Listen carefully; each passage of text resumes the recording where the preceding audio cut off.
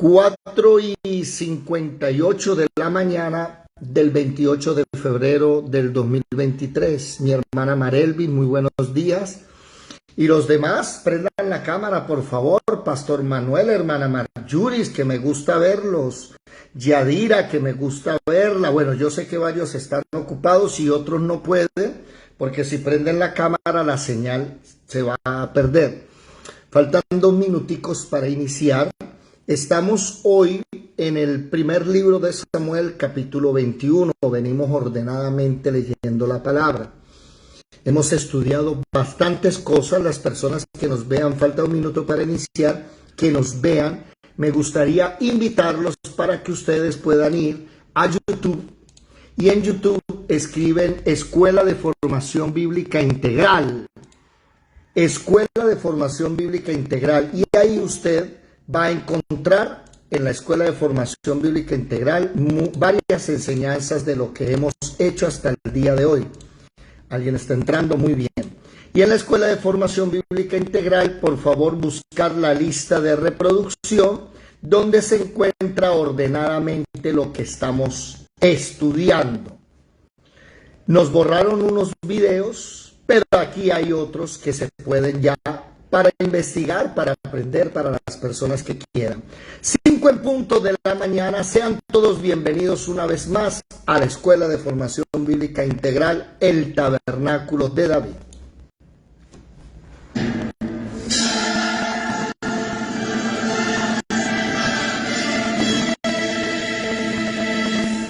Mirad que nadie os engañe. Muchos vendrán en mi nombre diciendo, soy el Cristo, y engañarán a muchos.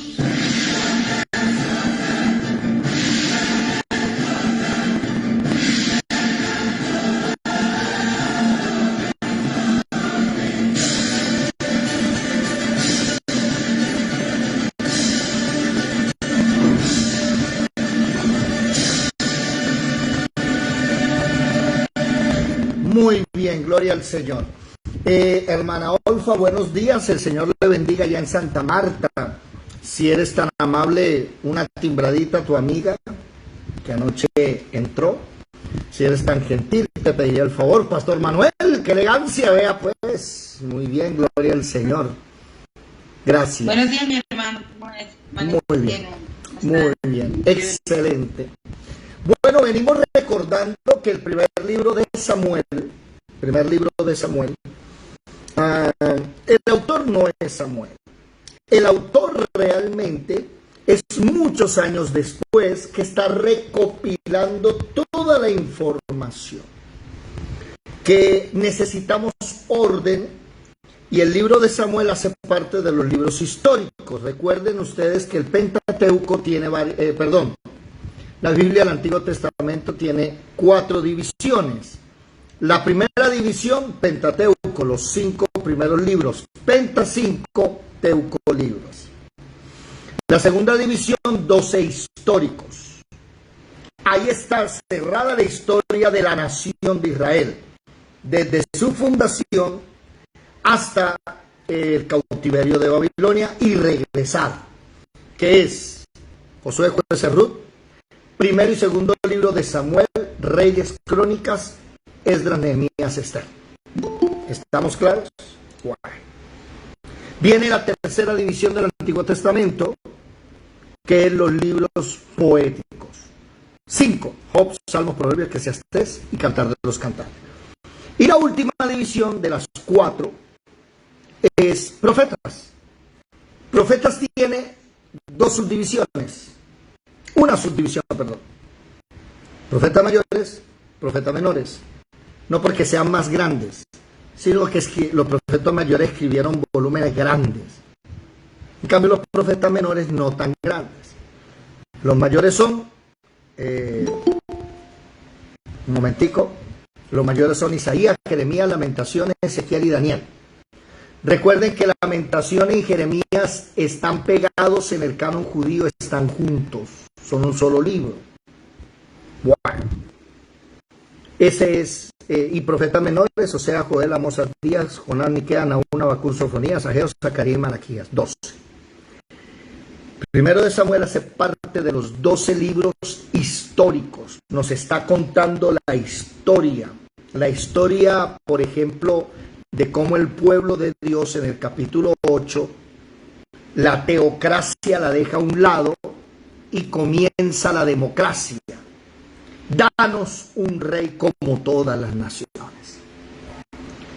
Capítulo 9, 10, 11, 12, 13, Dios levanta a un tipo llamado Saúl, que en el capítulo 15, capítulo 13, capítulo 15, comete unos errores garrafales.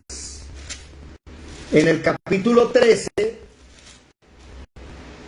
Dios lo manda a hacer una pelea, ¿sí? Él comete errores y en el capítulo 15 termina de embarrarla y es desechado. Ya, se acabó su reinado. Pero él siguió de terco reinando.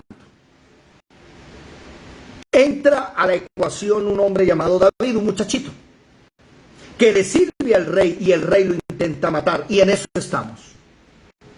Para los que quieran pueden ver, por favor, en YouTube, toda la enseñanza, David versus Saúl. Y llegamos al capítulo 21. En el capítulo pasado, el 20, Jonatán, que estaba del lado de David, le dice a David: mi hijo, mi papá te va a matar, tienes que irte. Mi papá ha decidido hablar conmigo, con sus allegados, y decidió matarte. Así que vas a tener que huirte. Y se despidieron. Iniciamos ahora el capítulo 21. David huye de Saúl. ¿Quién puede, por favor, ayudarnos en esta hora? Gloria al Señor. Y comenzar a leer.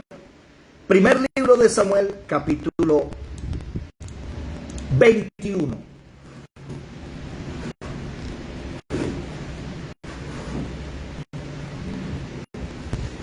Primero de Samuel, capítulo 21. Vino David a Nob, al sacerdote Ahimelech, y se sorprendió Ahimelech de su encuentro y le dijo: ¿cómo vienes tú solo y nadie contigo? Y respondió David al sacerdote Ahimelech: el rey me encomendó un asunto y me dijo: nadie sepa cosa alguna del asunto del que te envío y lo que te he encomendado. Y yo le señalé a los criados un pequeño lugar, un cierto lugar. Ahora pues, ¿qué tienes a mano? Dame 5 panes o lo que tengas. El sacerdote respondió a David y le dijo: no tengo pan a la mano, solamente tengo pan sagrado, pero lo daré si los criados se han guardado a lo menos de mujeres. David respondió al sacerdote y le dijo: en verdad las mujeres han estado lejos de nosotros, ayer y anteayer. Cuando yo salí, ya los vasos de los jóvenes eran santos, aunque el viaje es profano, cuanto más no serán santos hoy sus vasos. Así el sacerdote le dio el pan sagrado, porque allí no había otro pan sino los panes de la proposición, los cuales habían sido quitados de la presencia de Jehová para poner panes calientes el día que aquellos fueron quitados. Hasta ahí. Un momentico. Vamos a analizar esa parte. El rey David está huyendo. El rey David miente. Porque precisamente el versículo 2 le pregunta, le dice David al rey en el versículo 2: el rey me encomendó un asunto y me dijo: nadie sepa cosa alguna del asunto a que te envió y lo que te he encomendado, y yo los señalé a los criados un cierto lugar. Entonces, mis criados están en tal parte, estoy con mi gente, vengo en algo que el rey me mandó. Eso no era cierto. Ya hace unos días hablamos de la mentira. Ya hace unos días hablamos que en el Antiguo Testamento hay un solo versículo que prohíbe mentirle al prójimo. El otro día estaba analizando, vamos a buscarlo, el otro día estaba analizando y me di cuenta que hay un solo versículo que habla de la mentira. Vamos a ver aquí, capítulo 23, versículo 7. Levítico 19:11. Hasta ahí. Esos dos. ¿Quién lo puede leer, por favor? Éxodo 23, 7.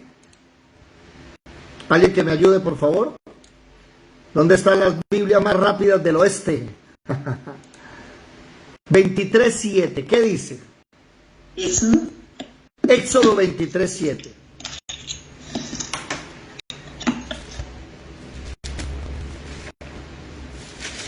¿Qué dice? Éxodo 23, 7. Sí. ¿Ya, hermana Luzari? Sí, señora. Dice, de palabra de mentira te alejarás, y no matarás al inocente y justo, porque yo no justificaré al impío. El problema Sí. con ese texto es que el contexto viene hablando del derecho, versículo 6, no pervertirás el derecho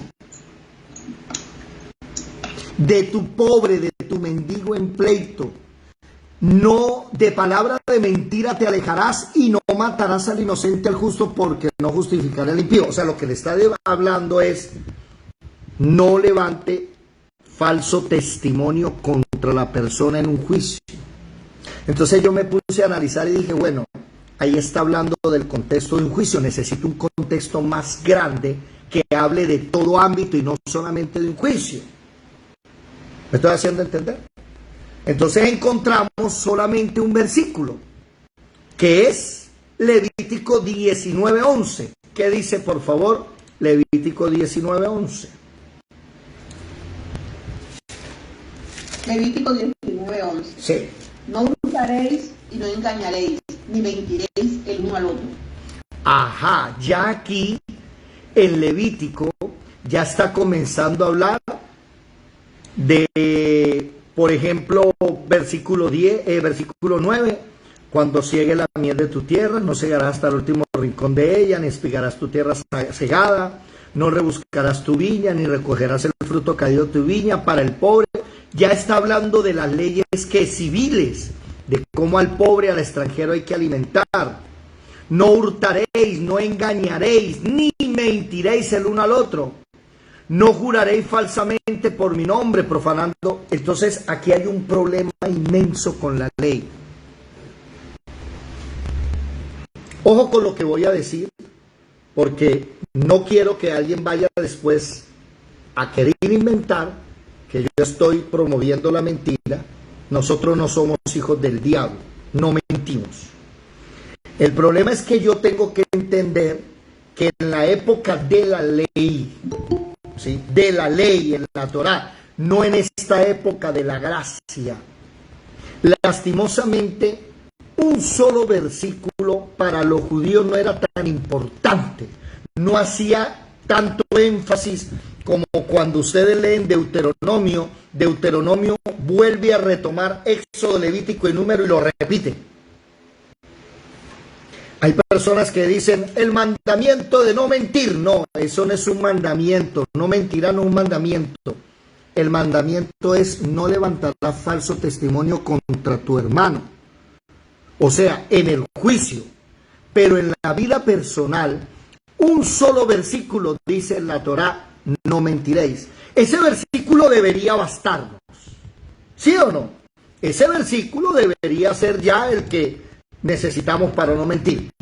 Pero como Jueces capítulo 2 versículo 10, ¿recuerdan qué dice? Se levantó, Jueces 2:10, miremoslo, Jueces 2:10, se levantó, dice, y aquella generación también fue reunida a sus padres. ¿Cuál? La generación de Josué y de Moisés. Ya toda murió. Los que recibieron la Torá. Y se levantó después de ellos otra generación que no conocía a Jehová ni la obra que él había hecho por Israel. Cuando llegamos a la época del rey David, pues para ellos mentir se volvió normal, engañar. ¿Sí van a entender? No estoy aprobando, solamente les estoy contando la historia. ¿Por qué? Porque David en el capítulo 21 primero miente y segundo, hace un acto digno de muerte. ¿Cuál acto digno de muerte? Comer de unos panes sagrados, que son los panes que nosotros estamos estudiando precisamente en las noches en el tabernáculo de David. ¿Se acuerdan el tabernáculo de David? Y en ese tabernáculo llegamos a los panes de la proposición. Vamos a buscar un momentico Éxodo capítulo, ya les voy a decir cuál, 25 en adelante, 25, 23. Alguien que me ayude a leerlo, por favor. Éxodo 25, 23, ¿qué dice? A ver, Éxodo 25, 23. Capítulo 25, 23. En adelante, gracias. Harás asimismo una mesa de madera de acacia, su longitud será de 2 codos, y de 1 codo su anchura, y su altura de 1,5 codos. Y la cubrirás de oro puro, y harás una cornisa de oro alrededor. Muy bien. Y harás también una moldura alrededor. Hasta ahí. Ustedes desde el versículo 23 al 30 encuentran de qué está hecha la mesa de los panes. Ahora, por favor, Olfa, si eres tan amable, vete para el capítulo 37, versículo 10 al 16. ¿Qué dice, por favor? Un momentito. Éxodo. Sí, 37 del 10 al 16. ¿Por qué aparece 2 veces? Porque en la primera vez es cuando Dios le dice que tiene que hacer, y la segunda vez es cuando Moisés lo ejecuta, lo hace. ¿Qué dice, por favor? Éxodo 37:10. Hizo también la mesa de madera de acacia, su longitud de 2 codos, su anchura de 1 codo y de 1,5 codos su altura. Y la cubrió de oro puro, y le hizo una cornisa de oro alrededor. Hizo también una moldura de 1 palmo menor de anchura alrededor. E hizo alrededor de la moldura una cornisa de oro.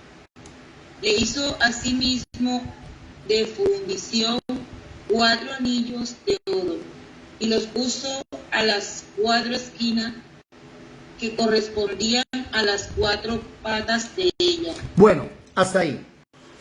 ¿Qué estamos viendo? Espere un momentico, ¿yo cometí un error? No, la mesa de los panes de la proposición. Acontece que esa comida de esos panes eran exclusivamente para los sacerdotes. Y cuando hablo de sacerdotes, a la mente se me tiene que venir una tribu exclusiva llamada la tribu de Leví. Eran 12 panes que simbolizan las 12 tribus, pero únicamente ese pan lo pueden comer los sacerdotes, nadie más. David no es de la tribu de Leví, David no es sacerdote. Él no tiene permiso de comer esos panes. No sé si ustedes se acuerdan que años antes, 300 años antes, unos muchachos llamados Nadab y Abiú, hijos del sumo sacerdote, ellos eran sacerdotes, hicieron mal un rito del incienso, salió fuego de parte de Jehová y los mató. Mire cómo Dios es tan delicado con sus cosas. Más adelante vamos a hablar del arca del testimonio.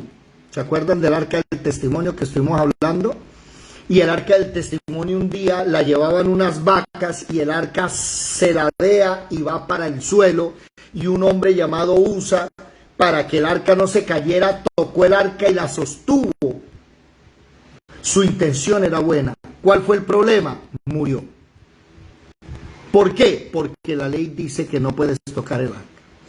Y aquí es donde nosotros vamos a comenzar a ver la diferencia entre la gracia y la ley. ¿Cuál es el problema? Oído que David por ley no puede comer de los panes de la proposición. Vamos a volver a leer el primer versículo, por favor. El primer versículo. Vino David a Nob, al sacerdote Ahimelech, y se sorprendió a Ahimelech de su encuentro. ¿Usted qué hace aquí? Usted no puede estar aquí. ¿Por qué? Porque esta tierra en la que viven los levitas, usted no puede entrar al tabernáculo. Ahora, hasta aquí no sé si él está en el tabernáculo o adentro del tabernáculo, pero lo que sí sé hasta aquí es que él comió de unos panes prohibidos. ¿Qué debería haber hecho? ¿Qué debería suceder? Dios debería matarlo. ¿Por qué no lo mató? No lo mató porque el contexto de la justicia es que, ¿quién es el rey? Perdón. ¿Cómo se llama el rey? David. El rey es él. En el capítulo 15, Dios le dijo a Saúl: te desecho, no eres más rey, pero Saúl quiso seguir siendo rey. David es ungido como rey y no le dan su trono. Ahora al rey que está en el trono, que no es el rey verdadero, que está loco, que un espíritu malo lo está atormentando, se le dio por matar al verdadero rey. ¿Qué sucede? Que ahí es donde nosotros comprendemos que la Torá perdió la autoridad. Por eso nunca se les olvide, mis amados hermanos, Hebreos capítulo 7, para que cuando ustedes hablen con esas personas que dicen que todavía la ley de Moisés, la Torá, está vigente, entonces usted le tiene que recordar que el capítulo 7, versículo 11 y 12, dicen claramente lo siguiente. Hebreos capítulo 7, versículo 11 dice: si pues la perfección fuera por el sacerdocio levítico, porque bajo él, o sea, bajo ese sacerdocio recibió el pueblo la ley, ¿qué necesidad hay que se levante otro sacerdote, según el orden no del Levítico, del de Melquisedec, que es el de Génesis, capítulo 14, y que no fuese llamado según el orden de Aarón, que es el Levítico? Porque cambiado el sacerdocio, ¿qué dice ahí? Necesario es que haya también cambio de ley. Y hay personas que dicen, no, seguimos en la misma ley. ¿Cómo? ¿Qué dice ahí? Que hay cambio de ley. Ahora, ahí debemos llevarlos al 18. Y el 18 dice: queda pues, subrayenlo con marcador para que cuando usted esté debatiendo lo pueda encontrar rápido. Abrogado el mandamiento anterior, ¿a causa de qué? Y esta es la parte que no le gusta a los judíos y a los legalistas cristianos. ¿Qué? Que la ley fue abrogada por ser, ¿qué? Débil e ineficaz. El problema es que David está huyendo, siendo él el ungido de Jehová, y él necesita comer. ¿Usted para qué cree que Dios tiene los panes de la proposición? Pues para sus ungidos,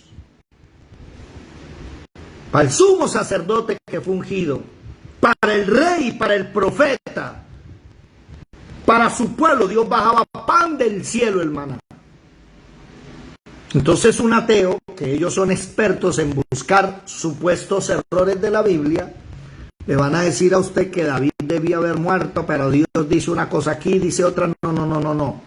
Es que David está cumpliendo la justicia de Dios. Y aunque David está mintiendo, entonces es bueno mentir. No, porque el problema es que el día en que llega Jesús, Jesús le pone un tate quieto a la mentira, que ya la mentira reinaba por todo lado. Entonces Jesús les dice, vosotros sois hijos de vuestro padre el diablo, porque él es homicida y padre de mentira. Y cuando ustedes mienten, hablan de su padre. Ahora no nos mentimos. Ahora no podemos decir la mentira. Y cuando estudiamos en el capítulo pasado, en el capítulo 20, hicimos los videos, estudiamos cómo la justicia de Dios se cumple con Jonathan, que le miente a su papá, porque Jonathan prefiere a David que a su papá, porque David es el ungido, y también le miente a su papá. Ahora ahí nos dimos cuenta que ¿qué es mentira? Mentira hace parte de lo que no es la justicia de Dios. Por ejemplo, no voy a entrar en debates ahorita, vamos a seguir hablando, a seguir el tema. Sigamos en el capítulo 21. ¿Sí? David come de los panes de la proposición, del pan sagrado. Debía morir, pero no murió. Ahí yo me doy cuenta enseguida la diferencia entre la ley y la gracia. Para muchos cristianos, la gracia inicia en la cruz del Calvario, inicia el pacto de la gracia. Pero la gracia se ve desde el Antiguo Testamento. Cuando el Señor, por misericordia, por amor, no ejecuta la ley, sino que su misericordia es más grande que su justicia. No se les olvide eso. Porque la ley, ¿en qué está basada? ¿Quién me lo recuerda? ¿Alguien recuerda ese versículo? ¿Dónde está ese versículo? ¿La ley en qué se basa? ¿Quién me lo dice, por favor? La verdadera ley. Vamos a buscarlo aquí. ¿Quién me lo dice, por favor? Un día lo estudiamos. ¿Dónde fue? ¿Dónde fue? Vladimir, Alejandro, eso lo estudiamos hace unos días. Se me olvidó ese versículo importante.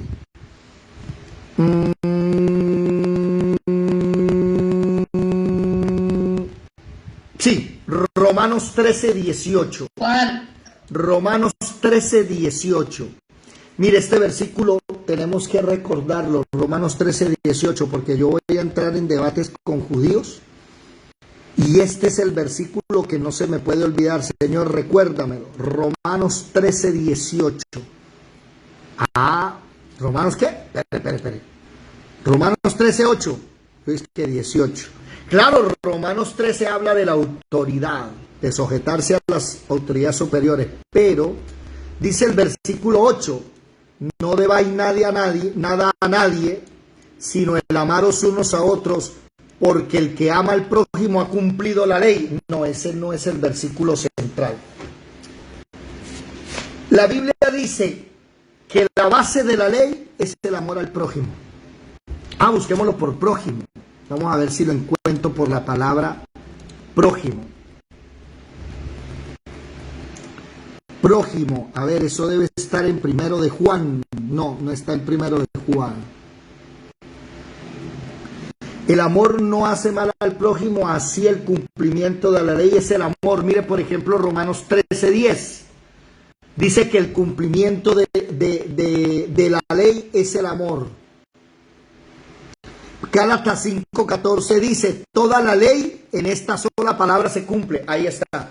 Bueno, me van a disculpar ustedes con algo que voy a hacer, pero esto lo tengo que anotar en mi Biblia porque se me estaba olvidando. ¿Sí vieron?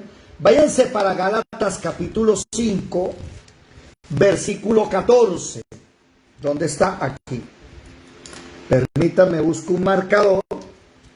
Gálatas capítulo 5, versículo 14 dice que toda la ley se resume en una sola frase. ¿Cuál es? Amar al prójimo. No. Gálatas 5:14, ¿qué dice? Léelo. Hermana Luz Dari, por favor. No en el amor. Porque es que cuando hablamos de amor eso es muy superfluo. ¿Amor a qué? Al perro, al gato, a la naturaleza. Eso hoy día se nos salen ¿sí? ¿Qué dice? Gálatas 5:14. ¿Qué dice? Porque toda la ley en esta sola palabra se cumple.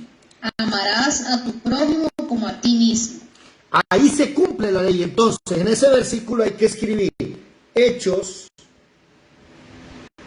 7:27. Romanos 13:8 y 10. No, hasta el 10, no, y 10 no, hasta el 10. Del 13 al 10. Y no, hasta ahí. Eso es todo. Esos dos versículos, importantísimo. Perdón, la cita de ellos. Hechos 7:27.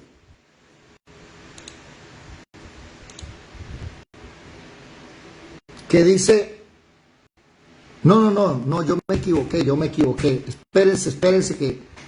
Espérense, como estoy presionado por darle la clase a ustedes, no me dedico aquí a lo que estoy investigando.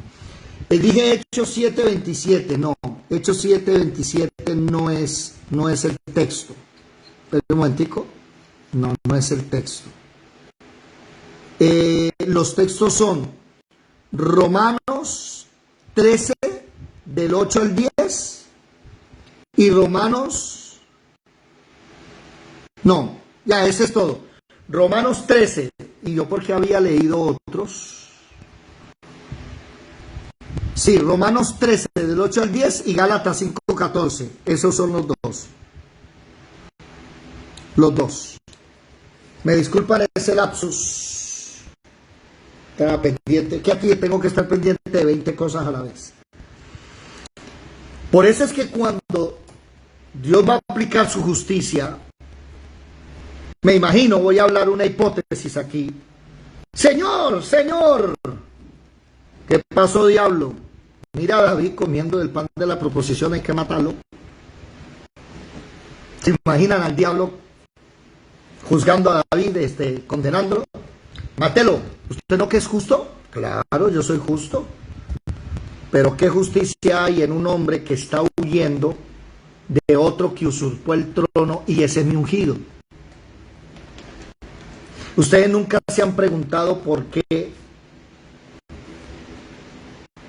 hablándolo no en términos groseros, Jesús sanaba el día de reposo.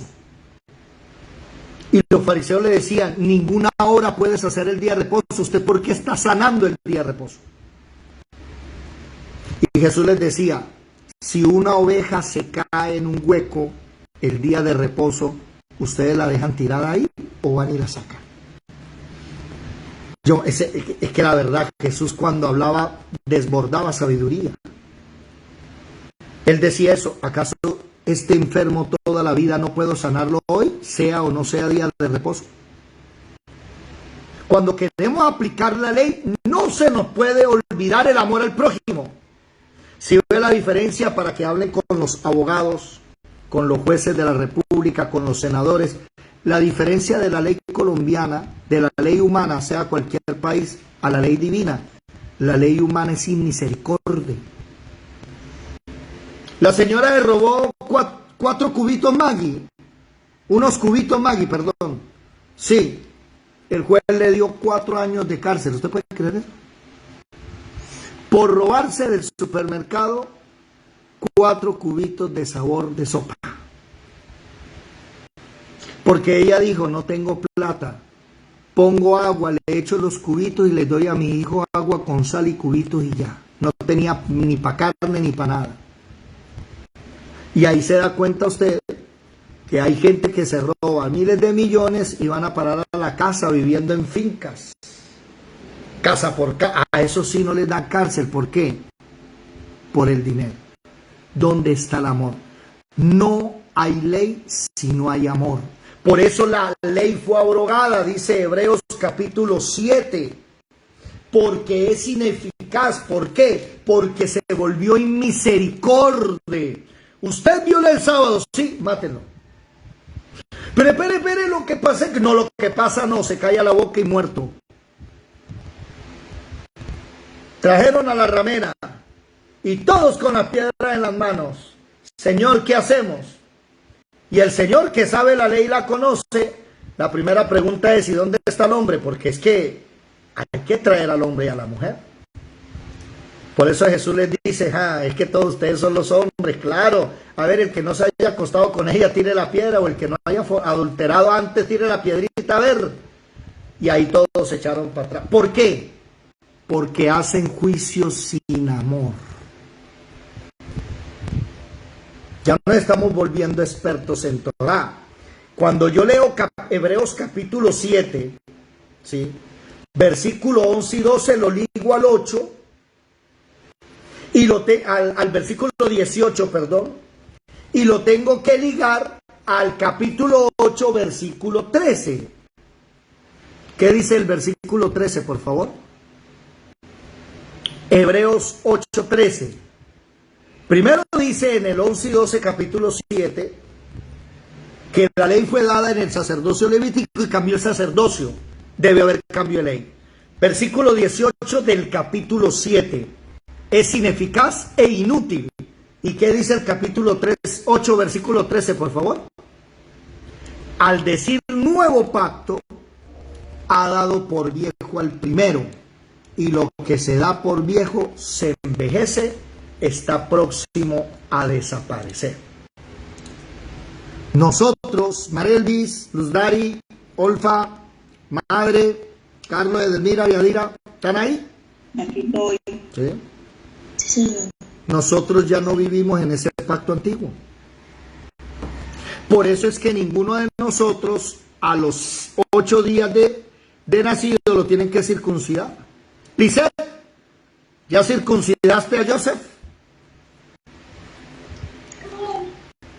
No, pero estaba pensando en eso y le pregunté a la pediatra y me dijo que eso era algo muy, ¿cómo te digo?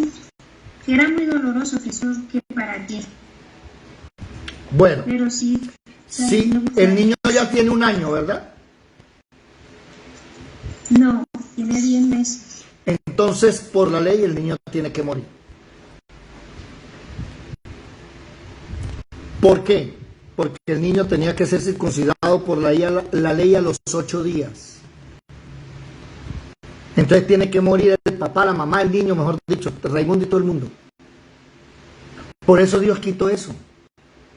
Ninguno de nosotros nos tenemos que circuncidar. Ahora, Lisette, por ciencia me llama la atención que la pediatra diga que no. Porque hay que mirarle el prepucio del niño si es abundante, si tiene mucho. Porque si tiene mucho prepucio, sí hay que circuncidarlo, no por ley, sino porque toda la basurita del día, toda la tierra, todo el fluido seminal que va saliendo poquito a poquito, va a ensuciar esa parte. Entonces las personas que no se han circuncidado, cuando llegan a una edad adulta, empieza a producir infecciones urinarias. Y si se casa, como en el ardor de la pasión, el hombre no le dice a la esposa: espere mi amor, me voy a pegar un bañito primero y me limpio. No, sino que llegan del trabajo, besos, caricias, abrazos, intimidad. Entonces toda la suciedad que guarda el prepucio queda dentro de la mujer. Y las mujeres por eso no saben por qué se infectan tanto, tienen tanta infección urinaria, cistitis, y más de una dice: pero no sé qué me pasa. Ese es uno de los problemas, entre otros. Los panties son otros, bueno, en fin. Pero ese es uno de los problemas. Yo personalmente recuerdo, ¿sí?, a Pablo, que circuncida a Timoteo. ¿Para qué? Por la ley no, dice, para que los judíos no molesten. porque como Timoteo tenía ascendencia judía, su mamá era judía. Entonces Pablo dice, mire, ¿sabe qué? Para que los judíos no te estén molestando, circuncídate. Pero es la ley, no, pero es que tú no le estás haciendo por ley, lo estás haciendo por amor a los judíos para que no sean tropiezos. No estoy diciendo que nos circuncidemos, oído. Estoy diciéndole a las mamitas, analicen bien la situación, porque hay niños que tienen mucho prepucio, mucho, demasiado. Y van a tener problemas cuando grandes. Es mejor cogerlos desde ya y ¡prac! Circuncídelo. Y hay unas cremitas. ¿Dime? ¿Cómo? A Camilo hace mis 3 años. A los 3. ¿Estaba molestando? Sí. ¿Qué tenía? Cuéntanos, por favor. No, una vez que lo llevé con el control de la pediatra y ella dijo que había que hacérselo y se lo hicieron ese mismo día. Sí. Hay hombres, no, y hay hombres que llegan a los 40, 50 y les toca obligado porque empieza a infectar. Entonces, eso es opcional, pero no por ley. Solamente que hay que mirar que la ley se basa en el amor. El problema es que a David no se le puede matar porque David está huyendo, hay una injusticia con él. Y él es el ungido de Dios. Y Dios no lo va a matar, así viole la ley. Interesante, mis amados hermanos, que ya la ley en Samuel, primer libro de Samuel, está siendo abrogada. No es más. Creo que lo vimos ya en Jueces, también en Ruth, que por ley Ruth tenía que morir. Pero la gracia de Dios vino sobre ellos. Sigamos entonces. David entonces come de los panes de la proposición. ¿En qué versículo vamos, por favor? Vamos. Versículo 7. ¿Quién lo lee, por favor? ¿Quién estaba leyendo? Estaba leyendo la hermana Marelvis, pero en este instante la hermana Marelvis tiene que llevar al niño al colegio. ¿Quién ayuda, por favor?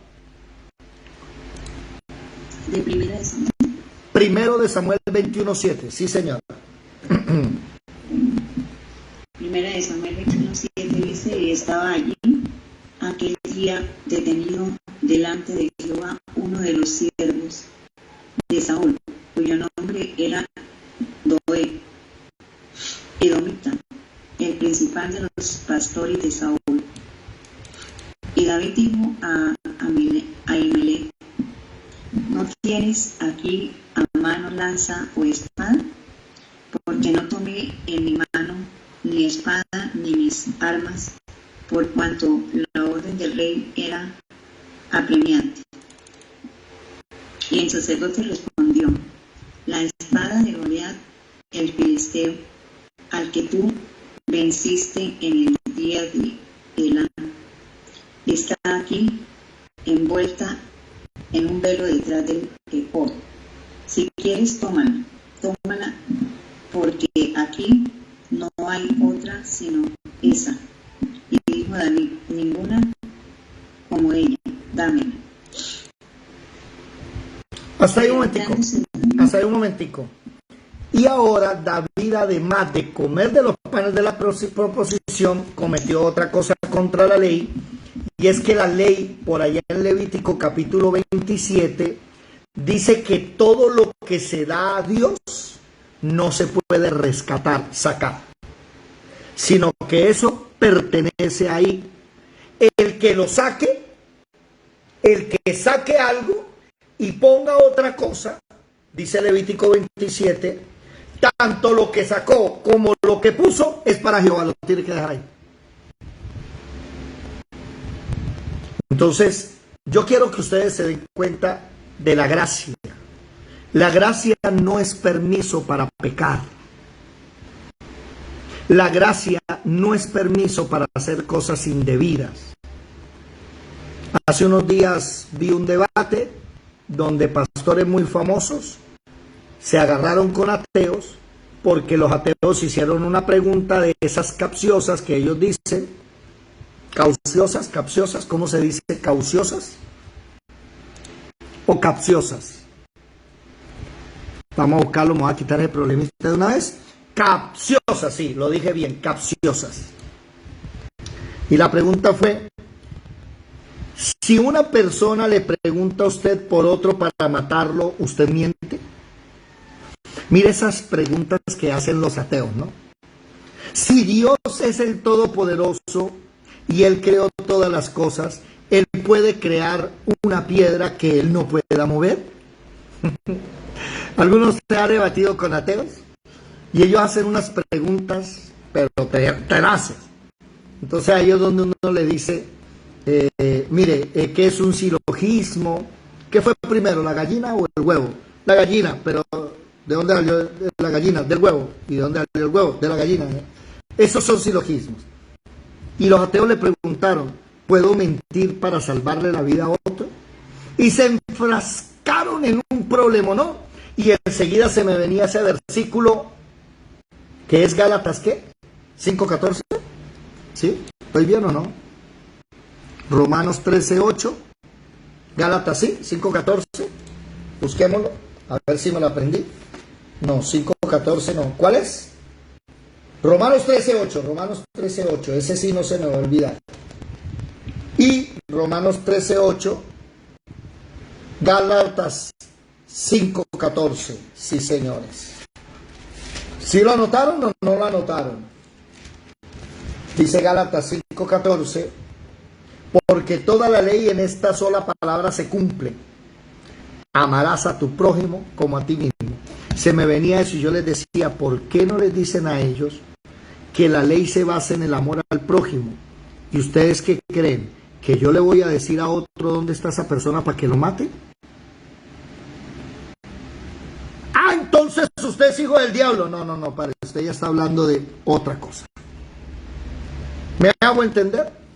No estoy diciendo que está bien pecar, pero si una persona va a matar a otra y me pregunta a mí dónde está y yo sé dónde está, obvio que no le voy a decir.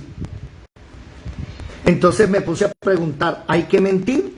O más bien le digo, no me pregunte, te voy a matar. Ahora me puso a mí que va a matar por el otro, mejor dicho.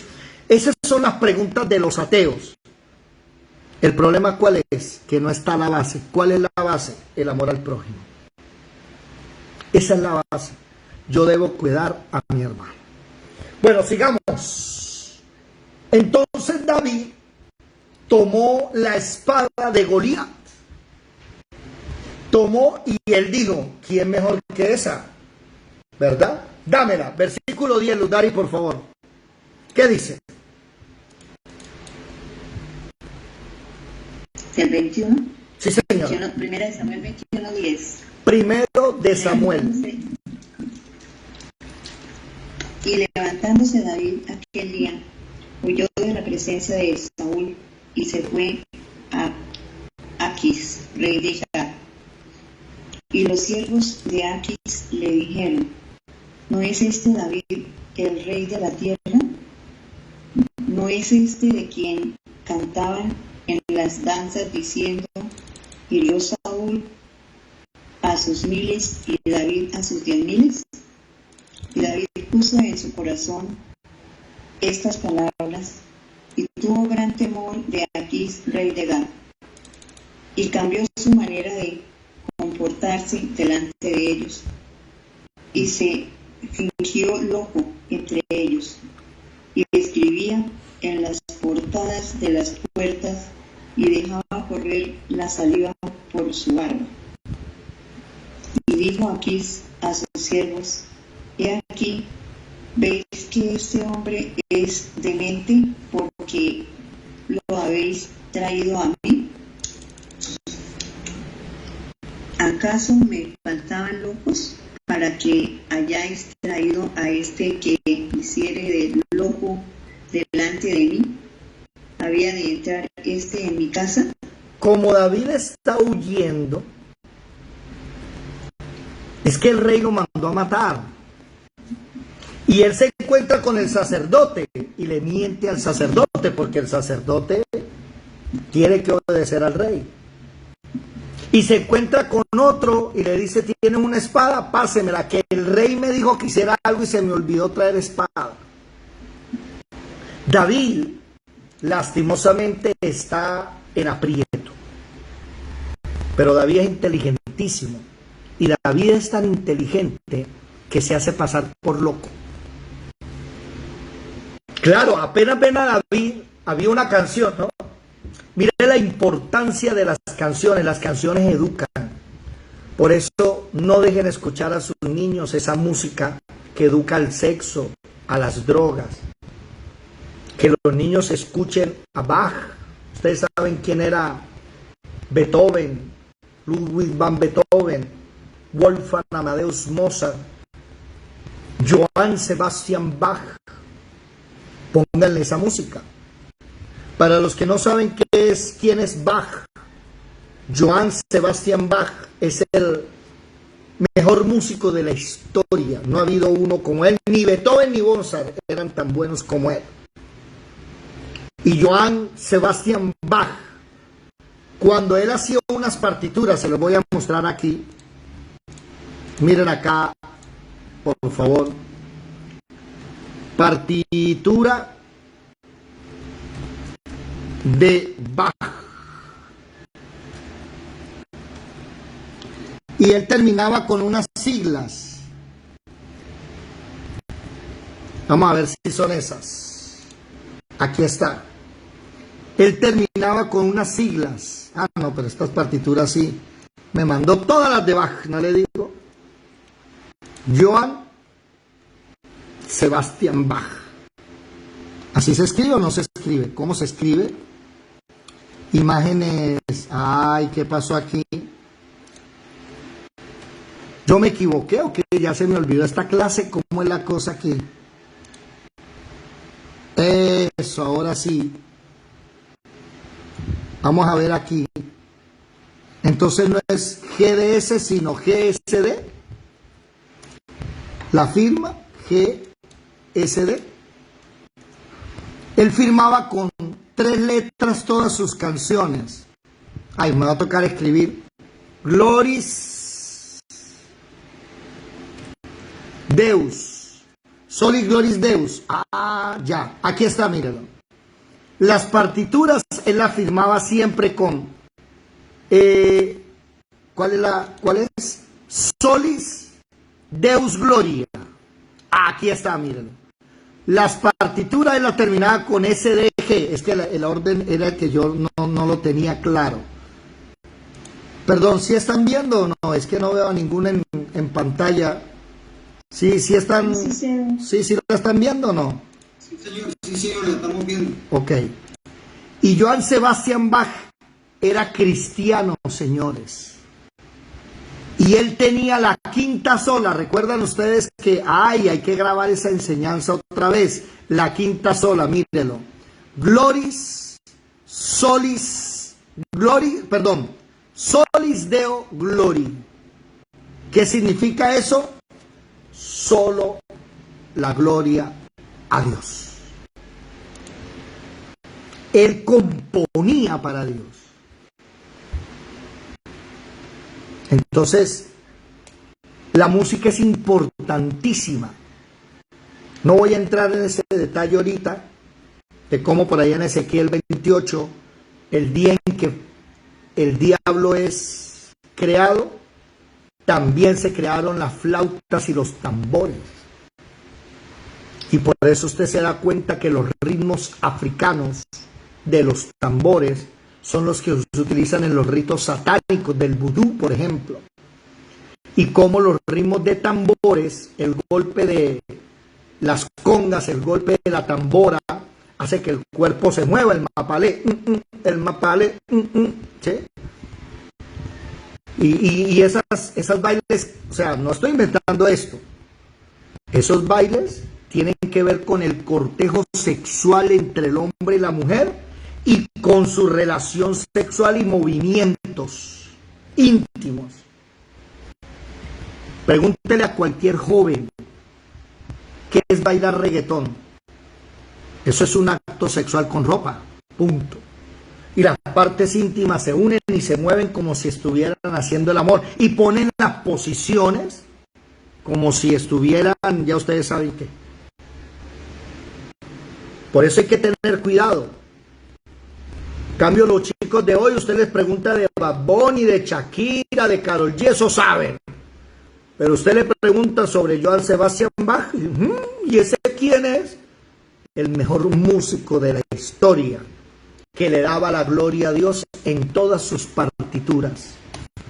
Y se lo quiero que lo graben, porque aquí más de uno hace trabajos y lo firma con su nombre, en vez de firmar Solis Deo Gloria.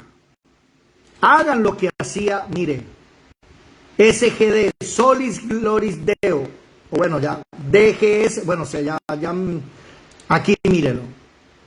Él siempre colocaba sus partituras así. Y los invito a todos. Yo, por ejemplo, en mis cosas que hago,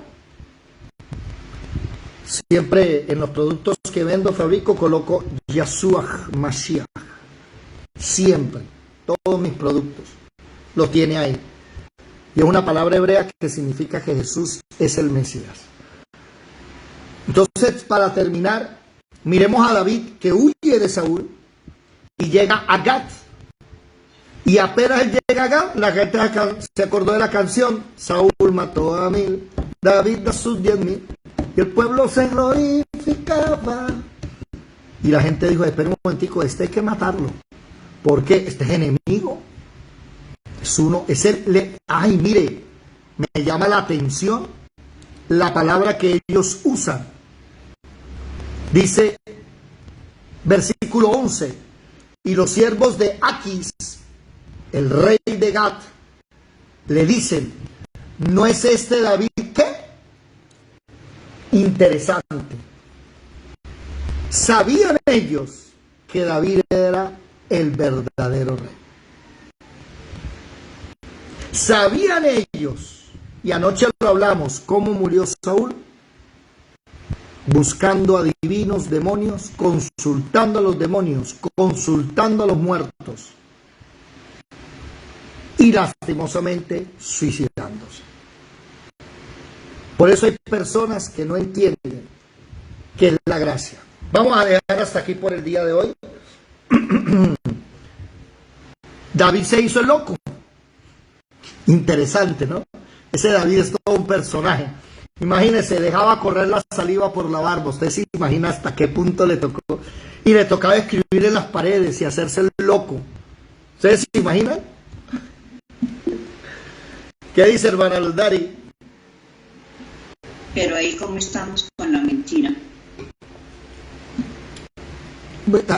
Vengo media hora hablando de eso, hermana Luzdari. ¿La ley sobre qué se basa?